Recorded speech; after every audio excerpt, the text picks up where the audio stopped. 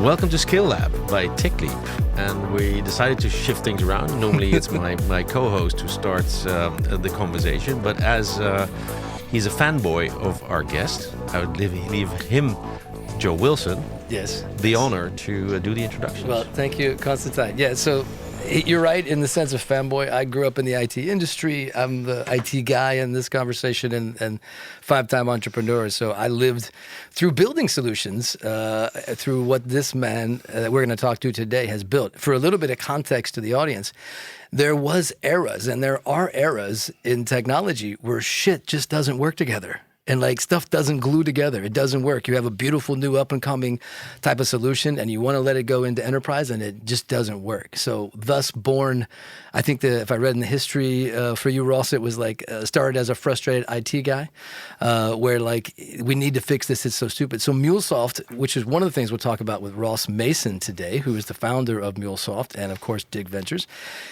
He gets frustrated and he says, look, the world shouldn't go like this. We should be able to make big companies work with really cool new stuff. That's my layman's explanation for you, Ross. But maybe give us a minute or two on the background and say, well, yeah, this is why I decided to be an entrepreneur. Yeah. Okay. Yeah. Thanks for the intro and kind words. Always nice to have a fanboy. I mean, that's pretty much exactly what happened. I mean, when I was working as a developer, pre-2000 to around 2003, I was working in organizations that just couldn't connect things together. It was just insane. There was just thousands of protocols, thousands of pieces of software, no common interfaces. And the way people stick that together back then was with very heavy middleware like TIBCO, IBM, Oracle, that also just didn't work very well. And we were using these products and struggling. And I could just see a much easier way to connect any application, data, or device. And that was really where we set out with Mule. Now, you guys were born, if I can just jump in, you guys were born also in the open source movement, right? You came in at a time when I would say open source was a bit more religion than it was commercial. And today we've found lots of business models and lots of profitable ways to work with this. But you were building this in the time of the free, basically. Yes. So how was that to like go make a business and to say, all right, well, this is the model and the religion of today, but I want to go, in a way, you sort of red-hatted. You said, "Oh, this may be free, but look, there's a commercial opportunity here." But you're going to enterprise, just so everybody does realize that you weren't working on small problems.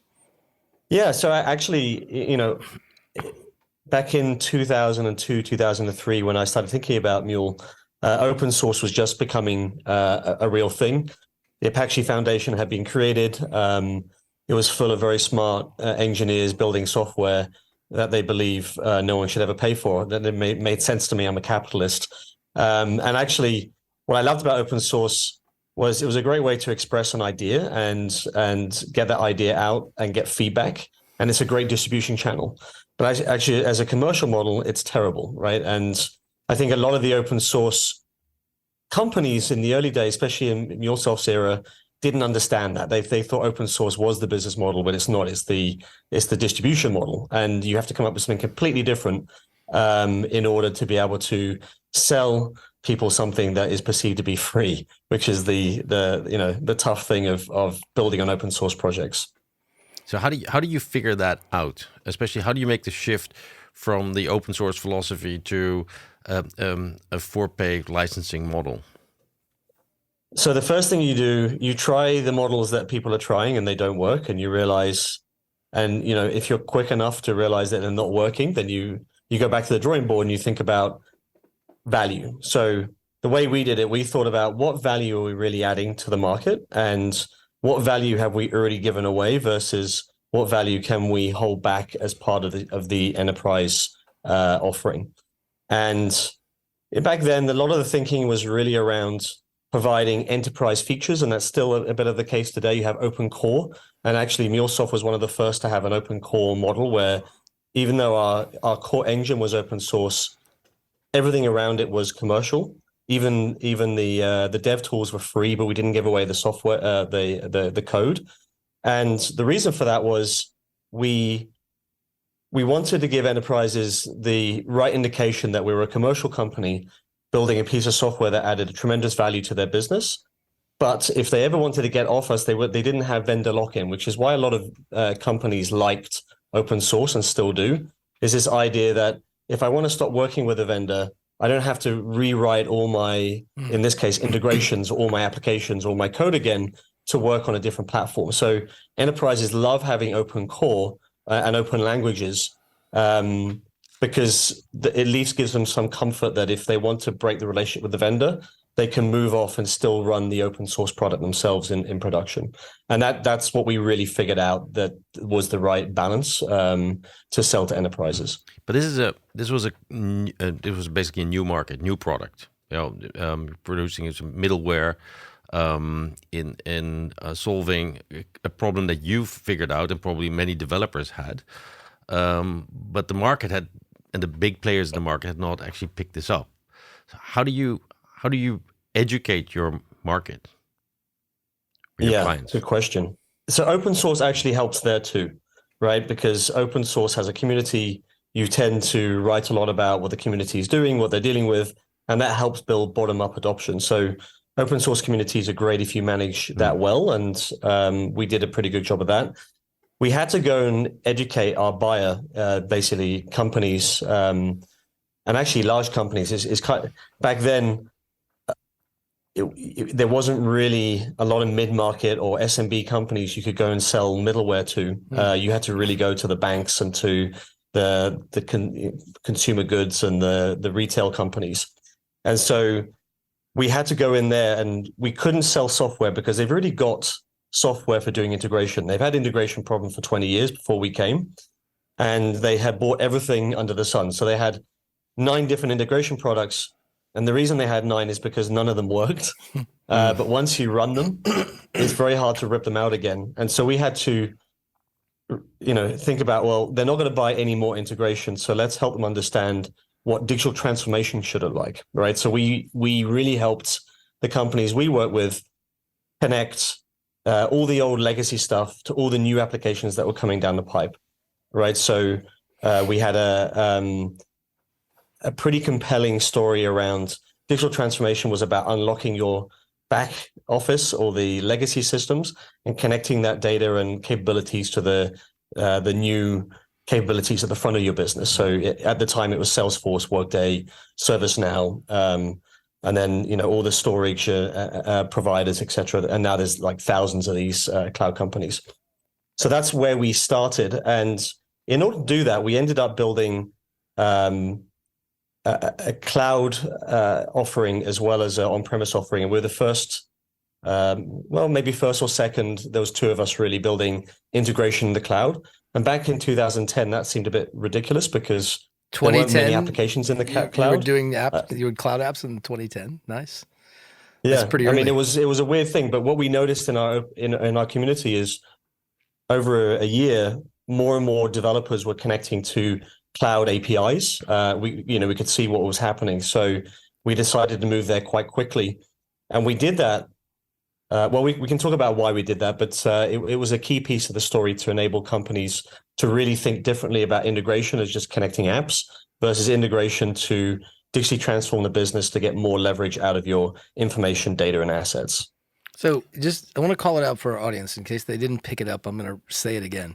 Your learning journey through the pricing and all that came through like recentering the value question. And people use that as a catchphrase a lot, but you're basically saying, what could we hand away to get you excited and what should we hold back that you should pay for? That was the way. And I would just say to anybody listening who runs a SaaS business, that's a genuine principle for freemium to pay right now if they haven't picked that up, because you have to think about it through the lens of the value, which is exactly what happened for you guys. Yeah, that's exactly right. I'll add one more thing about value.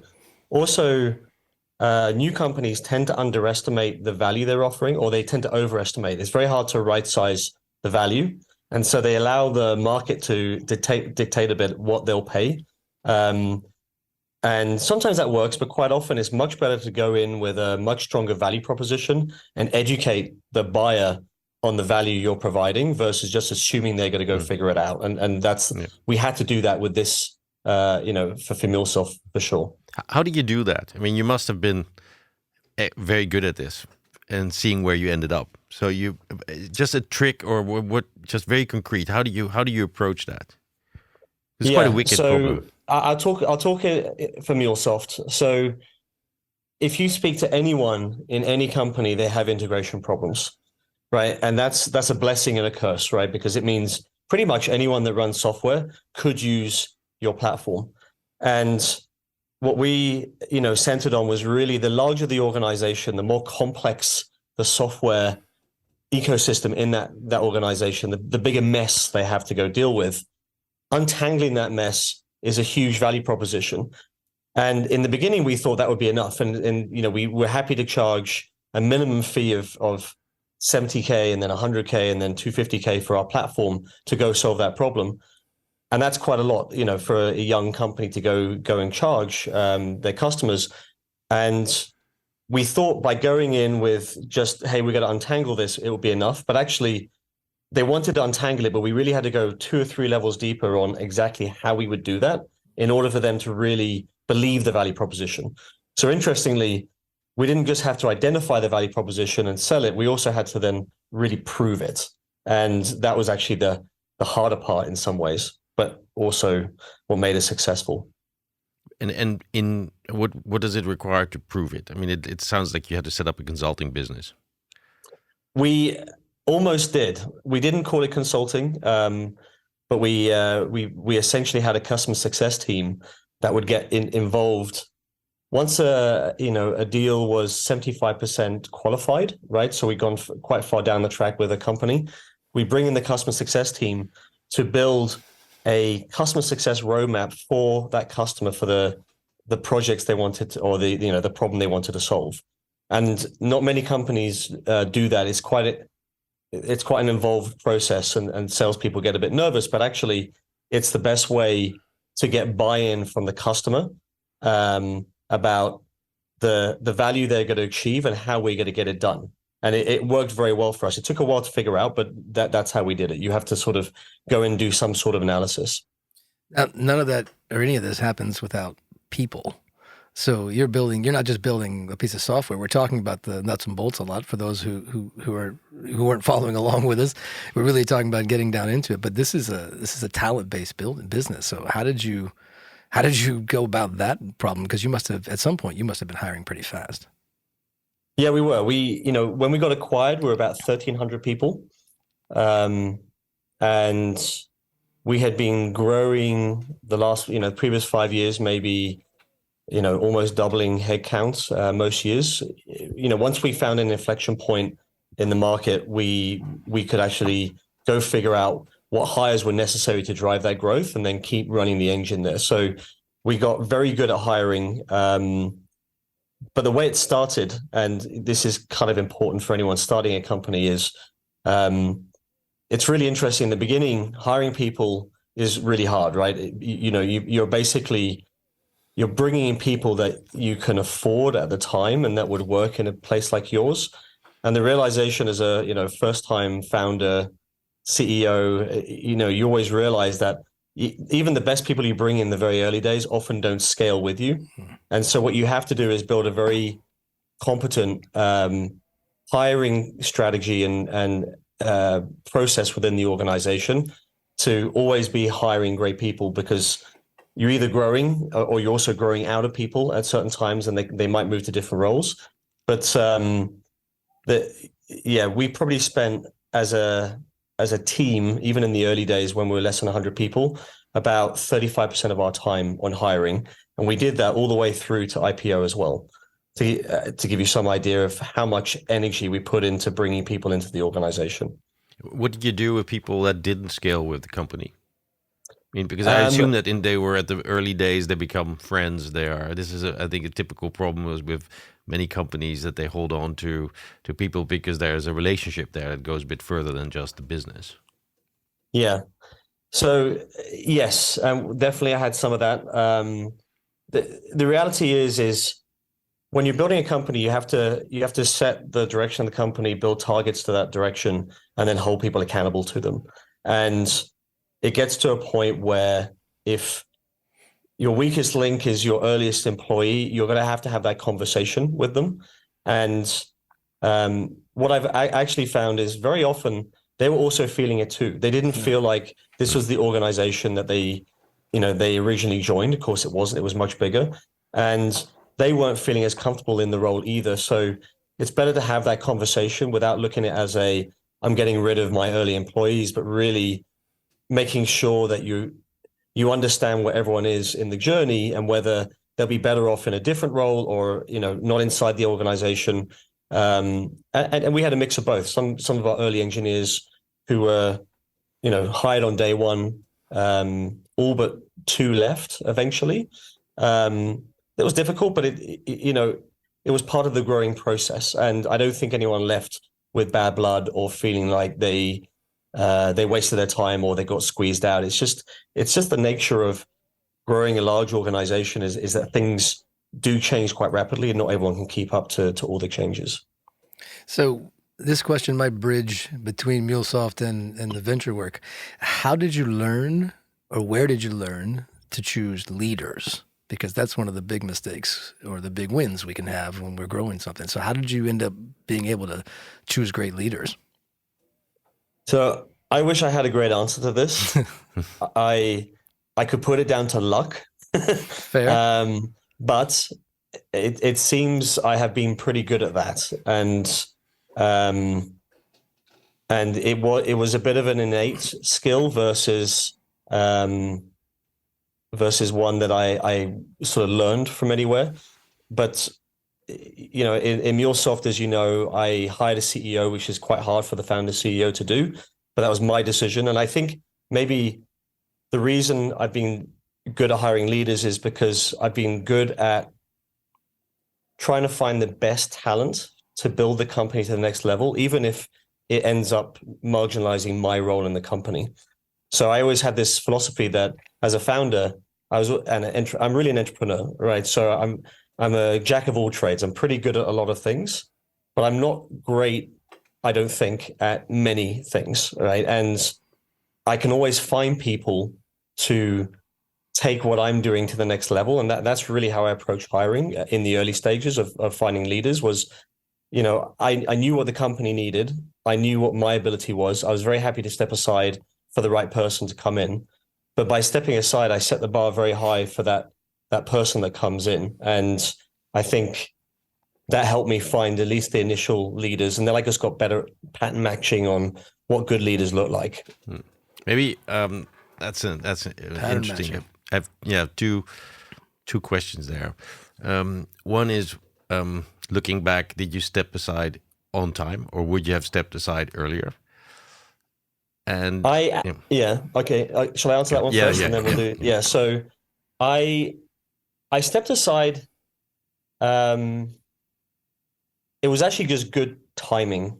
I think if I was. So it's a bit complicated, but when I started the company, I wasn't in the country that the company was started in. So we started in San Francisco, and we raised $4 million in an A round. And for some reason, my early investors allowed me to still live in Europe while the company was in the US. And that was a massive mistake. And I don't think many venture firms would well, maybe they would now, but I think it's a mistake not to have the founder with the team that you're building. It was a horrible situation. We then went through a financial crash in 2008. We reduced the company down to just a few people. And I decided in 2009, it would be good to bring in a CEO to help us build it back up from the ground up.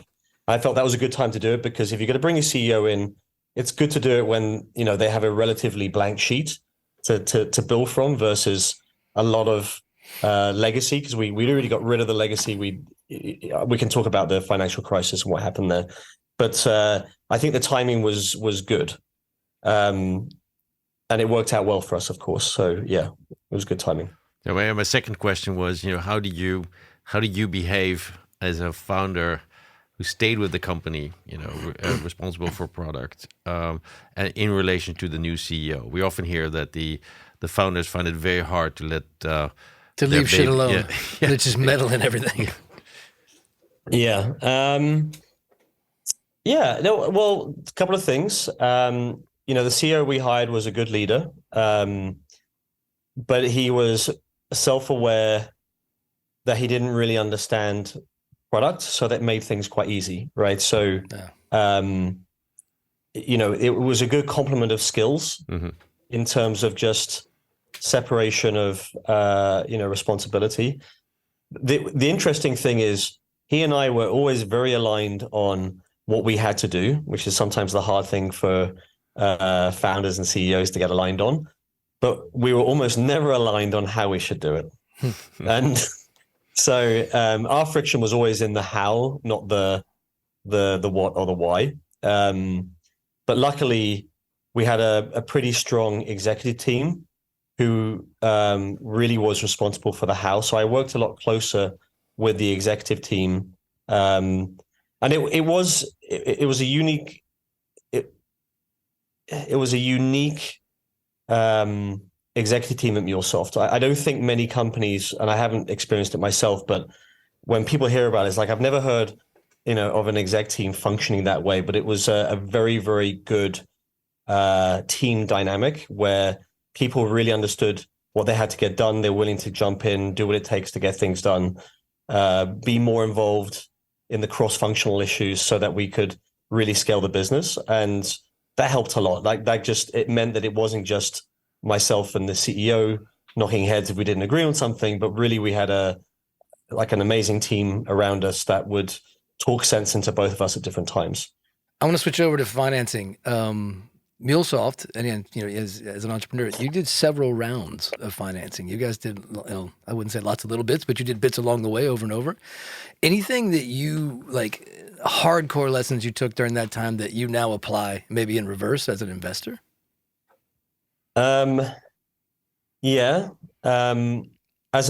So what I learned there is, as a founder, you get pretty diluted over time, right? Yeah. By the time that you're getting diluted, the cap table is very full of investors that don't want to let go of their positions. And that creates some challenges. And I was pretty careful with ownership. I remember negotiating very hard on our B round for an extra percentage point. And, I remember one of the investors said, well, it's just, it's 1 point, but you get a smaller slice of a bigger pie. And I said, well, if it's just 1 point, I'm definitely taking it. And I really held my guns on it. But that 1 point made a massive difference in the overall exit valuation that I had in the organization. So I do think sometimes founders are a little bit liberal with their ownership. It doesn't mean you have to lock it down, but they should have, I always coach founders on not letting go of too much too early. The market has changed as well, where founders do less funding rounds now to get to the same state where MuleSoft was. So in some ways, the dilution is less, but it's something that founders need to be aware of. Is just to hold on to early equity, because you kind of need it later as you start bringing in really big capital. Yeah. And I can't talk about capital without the question, you IPO and then you sell. Yeah. As opposed to it's the best way to do it. I mean, just most of your entrepreneurs, your classic entrepreneurs, wait a second, he had this beautiful exit event and then he sold. What? So maybe you can help them understand, okay, why would you want, or why does that make sense for you as a public company to want to go into something like Salesforce? Yeah. So, probably the right question is how do you say no when you're a public company to an acquisition, right? So the challenge is when you're a public company and someone like Salesforce comes in and makes a very attractive offer, and it's not to you anymore, but it's actually to shareholders. Yeah. You don't have the same type of leverage you do as a private company. And if I'm honest, when we first heard about it, it was not what I wanted at all. I was planning, I had a 10-year vision for the company. We're year 3 of that. We just did a whole company meetup where we, for a week with the whole organization, and we really talked about how we were going to get to $1 billion in revenue, and how we were planning, our go-to-market to have a, much bigger impact on the companies that we're working with. And then literally a week later, Mark Benioff and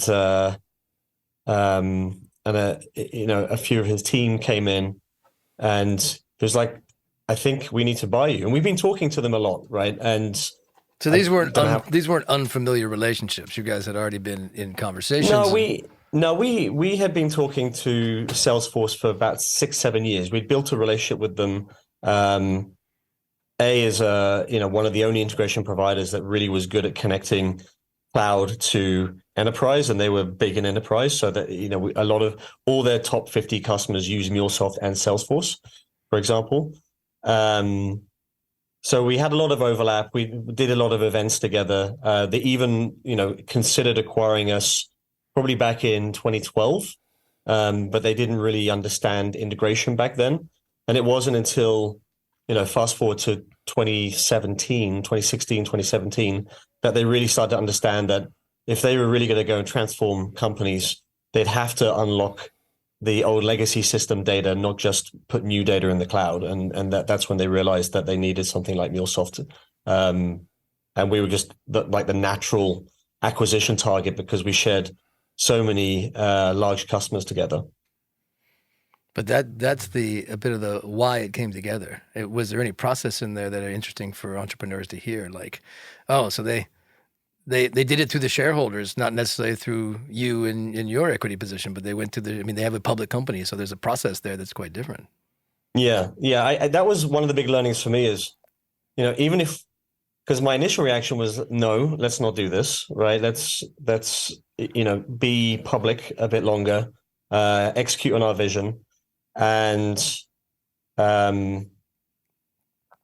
it became quite clear quite quickly. It was like, well, if we said no, and we did consider it, then we would definitely have a class action lawsuit on our hands because a number of investors would feel like we didn't look after their investment by taking the deal because it was I can't remember now, it's like 38 or 39% on top of share price of our share price. Yeah. So, pretty nice bump for shareholders, after holding only for a year. And so that's when I realized, wow, we don't really have control over this anymore. And, our CEO actually had a fiduciary responsibility not to just entertain the offer, but to take it to the board. And the board obviously were pretty interested in it because a lot of our, people like to have these types of exits. Mm. And then, but I will say, like, it sounds like it was a negative thing, but actually, as I went through, especially our, speaking to our team and more broadly, what people were thinking, that people were quite excited about it. They liked the idea of going to someone like Salesforce versus the other two acquisition targets would have been either Microsoft or Oracle. Oracle would have been a nightmare. If I'm truly honest, I would have blocked that all day long. That's a culture. That'd be a big culture misfit for you guys. That would be awful. It was exactly what I was revolting against, and we'd end up going back into something like that. That'd be a pretty bad situation. And so we eventually decided, we were going to go ahead. And once the wheels are moving, it wasn't too bad. The one thing we did do, we told them that, we're a public company, you can't mess around with us on this. So you have to do all your diligence in 2 weeks. And they actually agreed to it, which is kind of insane if you think about it. But we just said that because it's going to take so much of our time to help them understand our business, that they would need to just like really cram it all into a very short period so that we wouldn't miss our targets. And then they could come back, after the next quarter and offer a lower share price because our price dropped, for example. Mm. I'd like to make a jump to a completely different topic. Is you built the company in San Francisco. As you said, you stayed in Europe. You're actually back in Europe and you're investing in Europe. Why? Why you could have also, when you taking your money and investing in American companies. What is it about Europe currently that you find exciting, or that why you're investing here?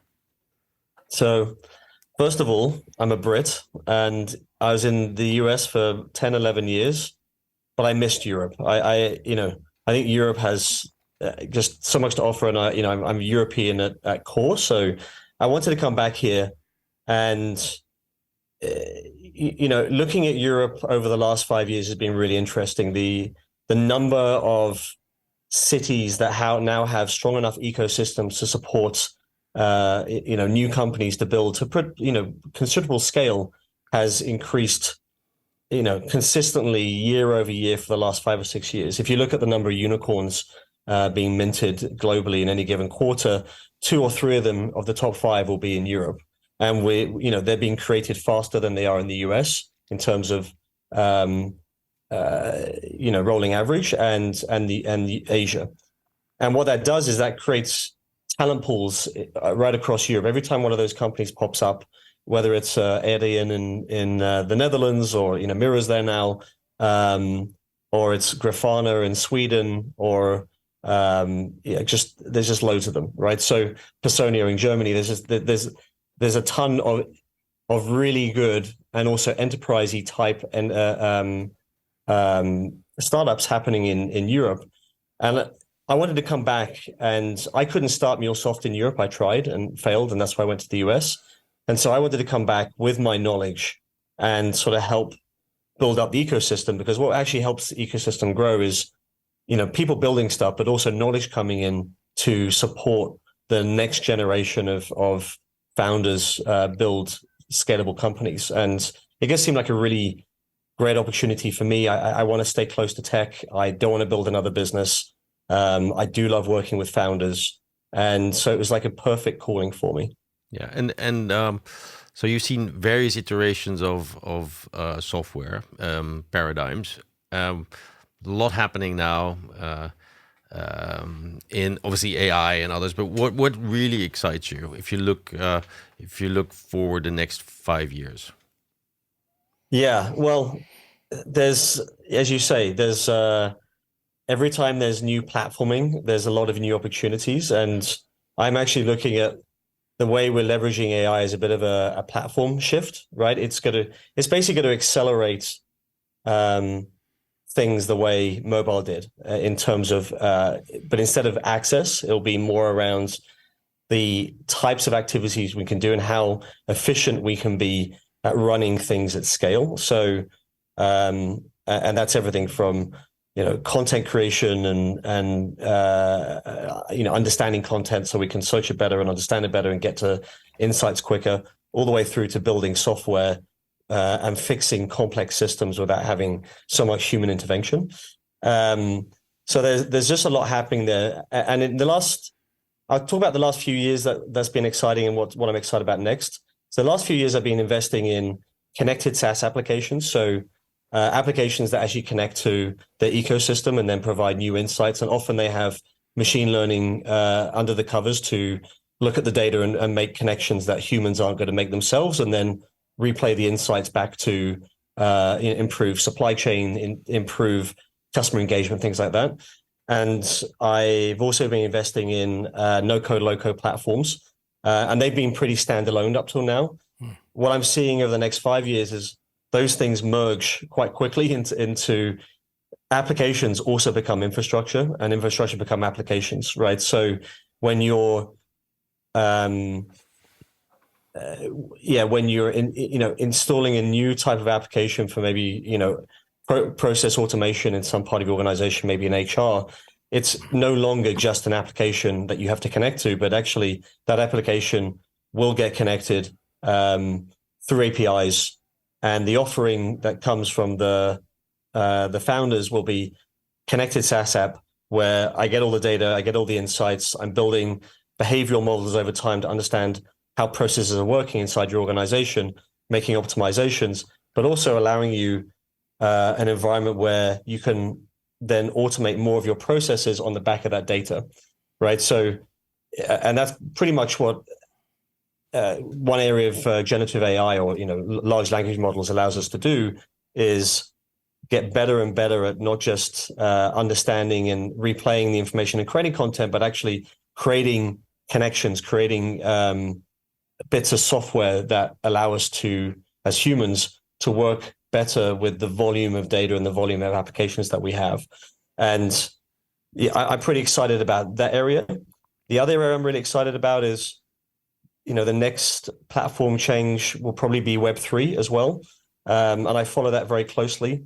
I don't really take much heed in any of the financial stuff of Web3 because I think that's where people get burnt a lot. But if you look at the infrastructure that's being built there, it's still very early, but in the next 2 or 3 years, we'll start to see real utilization and inflection of adoption of distributed technologies on blockchain for payments and for other things. But that area is still very relevant, even though everyone right now thinks it's in a nuclear winter. The reality is a lot of people are still building some really good stuff there. Well, if I paraphrase, tell me if I got it right. On the last comment you made, you're basically appropriately, in my mind, breaking Web3 away from crypto, because what happens is they get too mashed up and people think, well, the problems with crypto have something to do with where we're going on Web3. And I'm like, those are not necessarily connected the way you think they are. So I think that's what you're saying. Is that fair? That's exactly right. Yeah, you have to separate the two of them because there's infrastructure and then crypto is one implementation. It's been a pretty difficult implementation just because we've confused programming money with free money, and it's caused a lot of problems in various sectors actually. But yeah, you separate the two, right? I care about the software layer of crypto, not the implementation of what we've seen in crypto assets so far. I think we've got the right investor for the first, whoever the company may be, but the ability to really apply generative AI into the developer space, not in the tools where they just do predictive models now, but actually, I have a problem, write me the code. You might be the guy that can get behind something like that and make it actually come through because you've actually built software yourself. And I respect that because sometimes I run into venture people, no offense to anybody listening, but if you haven't run the company, you never actually picked up the PC and wrote a piece of code. Like, there's a lot of things you don't get if you haven't lived that journey from the front to the end. And I think you have. So that's a shout out to you. I think we're kind of getting to the wrap up here. And I guess I'd just like to say, we did in a very short frame of time, we covered MuleSoft and a little bit on your investing, but I want to make sure we do respect to the success and the accomplishment that MuleSoft is, because for me, it's an iconic company that actually opened the gateway between what open source could be and the commercial models that were out there. So you guys did something pretty amazing. And for me, I just want to make a big thanks for being on the show and talking with our guests. And final question is okay, we got a lot of entrepreneurs listening. Any core or simple piece of advice you would say to the entrepreneurs out there who want to start scaling bigger than they are? The first thing is surround yourself with great people. So mentors, coaches. I talk about this a lot with founders. Right. A lot of founders go build companies and they don't seek advice on how to grow themselves as individuals. And if they don't grow themselves, it becomes much harder to grow a business because you just have to let go of certain things and hire great people around you to actually challenge you. And I find that one of the biggest gating factors for founders is knowing how to find those types of people and knowing how to work with them. And one bit of advice would go get a coach, make that part of your monthly routine of talk about everything you do in your business, talk about the things you're missing, the things you're not missing, and grow yourself as a person so that you can better identify, attract, and bring in strong talent to keep growing. What if you say coach, can you be specific? Who do you choose? Did you have different coaches in different phases of your company? Yes. So in the beginning, I had a mentor that I worked with, somebody who started an open source project, was reasonably successful, but he went through a lot of things that I was about to go through, and he really helped me think about what I wanted to be, right? He said, do you want to be a scientist? Do you want to be famous? Do you want to be rich? You pick one of those, and one of those directions is kind of determines where you'll end up. That was his methodology anyway. But I was lucky enough at MuleSoft to also hire people into roles where they were more senior to me and had seen much more of the world, especially in our sort of operations and sales. And they became good mentors to me, right? I would mentor them on product, open source, how we get this into organizations.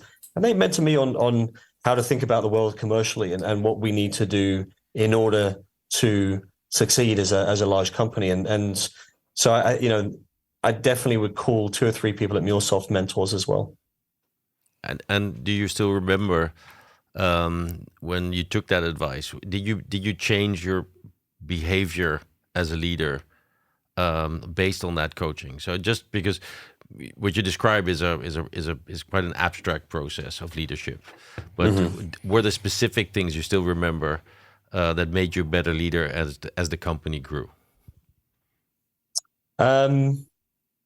Yeah, I mean, my whole philosophy around, bringing the right person in for the job, even if it meant I didn't have a job, that actually came from my first mentor. He didn't say to do that, but the feedback he gave me was what it would feel like to build this company to a certain scale, and where it broke for him in some places.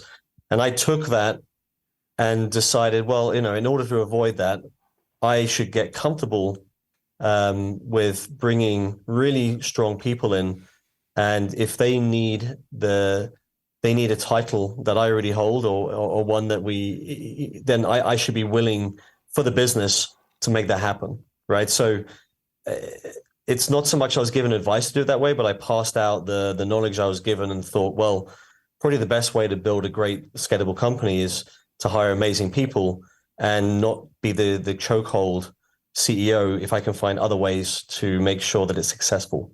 And I suppose people always ask, but don't you lose control there? And it's like, well, you could, but I'm pretty good at referent control, which is I can win people over based on other things other than just having authority over them, right? I'm a very big believer in I don't need to have authority over you for us to agree on something. And I guess I ran with that process. It's hard to explain. It is very abstract, and I know you're looking for a bit more concrete. But the purpose of the mentor really is to help you really introspect in yourself and figure out where you can do your best work and where you can step aside and bring in other people to do their best work. Thank you very much.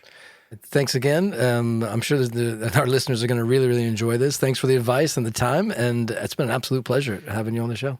Yeah, thanks, Ross, and thanks for making the time. And for those who don't know, you actually did this during your skiing holiday, so we're actually very appreciative of this. So thanks again.